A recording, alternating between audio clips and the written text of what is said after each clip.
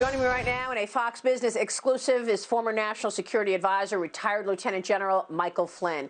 General, it is wonderful to have you this morning. Congratulations to you. How are you doing today?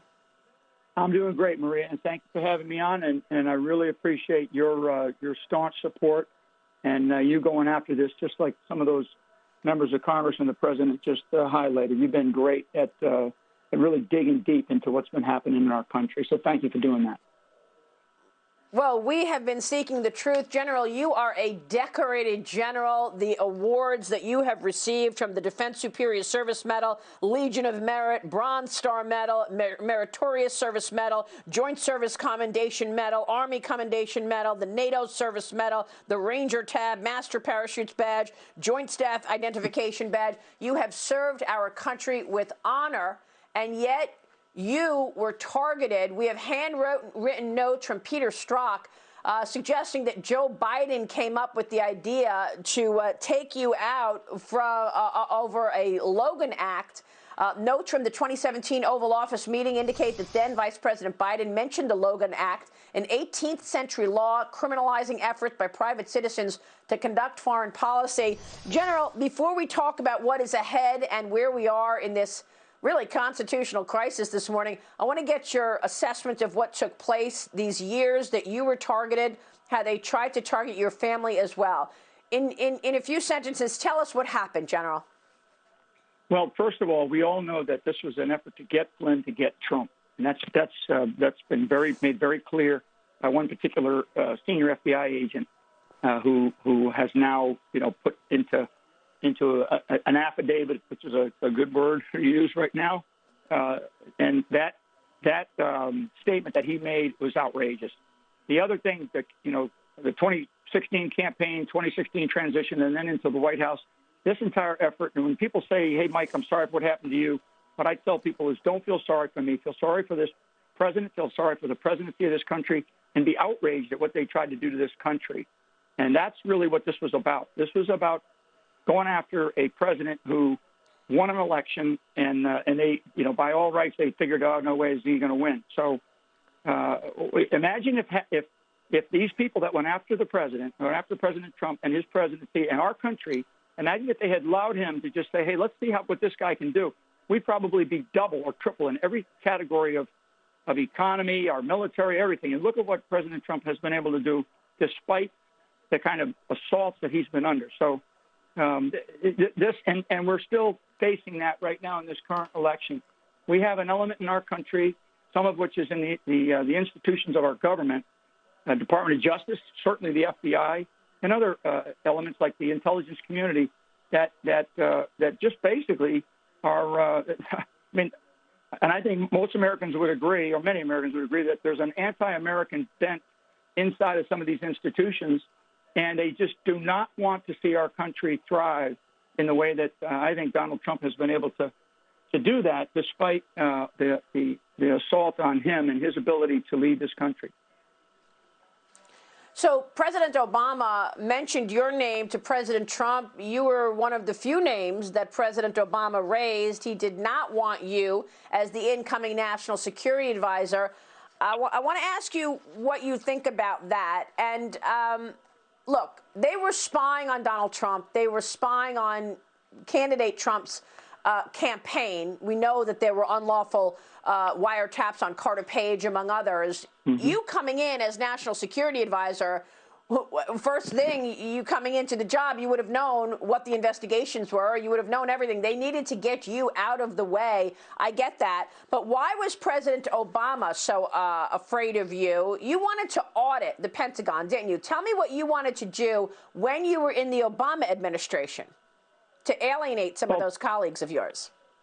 Yeah, so imagine the transition of the entire country, the United States of America, and here you have this sort of transition conversation between two incoming and an outgoing president, and they mentioned two people, dear leader Kim Jong-un and General Michael Flynn, as though I'm public enemy number one. So, yeah, one of these days I would like somebody to pin him down and ask him. And he should have been afraid of me, and he still should be afraid of me. And what I would say is that what you mentioned about auditing and digging into, reforming the Pentagon, the intelligence community, the budgets, Devin Nunes has been on top of this for a long time, and I think he's right. I think you played Jim Jordan earlier. He's right. I would just say that in the going forward, because we're going to have to continue to do some real deep, thorough re-looking at how we operate as a nation within some of these institutions. The institutions don't run this country. They do not run this country. The people run this country, and they do it through their elected officials. And what has happened is we have a bureaucracy in Washington, D.C. that has gotten so bloated, so out of control. And people know me. I mean, anybody that's worked around me, they know me in all organizations I've come up in through the military. It's always been about looking at how, we can basically focus on the real true mission, which is really a constitutional mission at the end of the day, is, supporting and defending the Constitution against all enemies, foreign and domestic. It's that simple. Obama talking about me is outrageous. I will not give him any more time on your show. So thank you for asking that question. Okay. Well, what I'm trying to get at, General, is the fact that John Brennan was running his own book overseeing the CIA. And what we learned later was that there were people running into Trump campaign people. I'm talking about people like Alexander Downer and Stefan Halper, Joseph Misford, who were running into Trump campaign people. And I assume they were being paid. You, in the Obama administration, wanted to know where the money was going, who was being paid what. You wanted to do an audit of the Pentagon. That did not make you any friends within the administration. And then when you were an incoming NSA, they wanted to stop you. They wanted to take you down. And one way was to ambush you in an FBI interview at the White House while you were the sitting NSA. I'm going to play this soundbite of Jim Comey, former FBI director, explaining why he decided to send a few FBI agents over to the White House to question you in that ambush. Here's Jim Comey explaining it. Watch this. You look at this White House now, and it's hard to imagine two FBI agents ending up in the sit room. How did that happen? I sent them.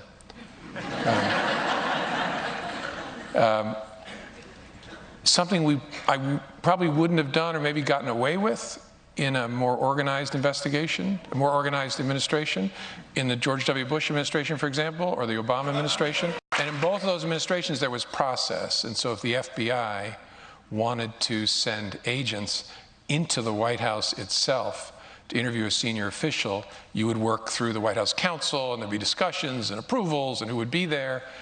And I thought, it's early enough, let's just send a couple guys over. Let's just send a couple of guys over to interview the National Security Advisor. Is that right, General? Yeah, Maria, so first of all, the statement that I would make about that, and when I first saw it, I was just outraged, but, the arrogance that exudes out of Jim Comey in that interview, and frankly, the laughter from the audience, as any American who cares about our country, who cares about our institutions, who cares about our ability to, what I call, to breathe the fresh air of liberty, should be disgusted, and we should continue to be disgusted. One of the things that, as you have spoken about many, many times, and it really comes down to accountability. I mean, the people of this country can only wait so long for accountability, and we have the only people that have been, quote unquote, held accountable are people that seem to be around Donald Trump, and for the wrong reasons, right? So what this country is going to demand, and demands right now, and we haven't seen it out of the justice system. We certainly haven't seen it out of the judiciary, is accountability for one's actions. So people like Strzok, whatever, Pienka, and many, many others who. Comey is another one. McCabe is another one. All these people, Brennan, you mentioned, all these people, they can't just sit out there and lie to the American people for years on end, which we now know that they did, and have this sort of arrogant, smug look on their faces and get away with it. The American people they're not going to stand for it. And frankly, the media in this country has done a total disservice to itself by enabling these people and their ability to just flatly lie to the American public about what they believe happened. What they believe happened is not what really happened. And now we know. And frankly, through my case and through the great work of Sidney Powell and others who were behind us in helping us get to this level of truth, and there's still more truth to be exposed, that's enlightening for all of us, and thank God we were able to get here. But through my case, we have exposed an underbelly of Washington, D.C. that is grotesque. It's a sad state of affairs, and now we are still waiting on accountability. Where is John Durham's probe of the 2016 election? Where is Bill Barr? Republicans on the Senate Judiciary Committee, led by Lindsey Graham, called on, have they called on any Biden nominee for not to interfere with John Durham's investigation? Are you expecting that we will see a report, and are you expecting that we will see accountability? Because, by the way, General, we haven't even mentioned this before. They did pressure you to say you lied about the conversation you had in that ambush interview because they were threatening your son, too, right? Right. That's exactly right. In terms of Barr and Durham, look, I would say that we obviously know that things are happening. What they're doing, and my speculation, or certainly my knowledge of how this whole system has operated from really day one. I'm a little bit disappointed. I would say that, I give a lot of space to Bill Barr, because I think Bill Barr has he's certainly had to deal with a swampy Department of Justice, and that's very clear. There's elements inside of the Department of Justice that, my goodness, Durham, I don't know. I know that the American people are sick and tired of waiting. People are sick and tired of waiting. We know because it's been laid out in spades by certainly members of Congress, Devin Nunes being one of them, and others, and in terms of crimes committed. So people just want to make sure that our government is also taking care of itself in terms of accountability, and that's not the case. Yep. And the Durham, situation is just a big part of that right now, and people are tired of it. Well, Senator Ron Johnson has been investigating the wrongdoing, and he noted 125 leaks in the first 126 days of President Trump's when he was first inaugurated. The transition from Obama to Trump could not have been worse. They really set him up. But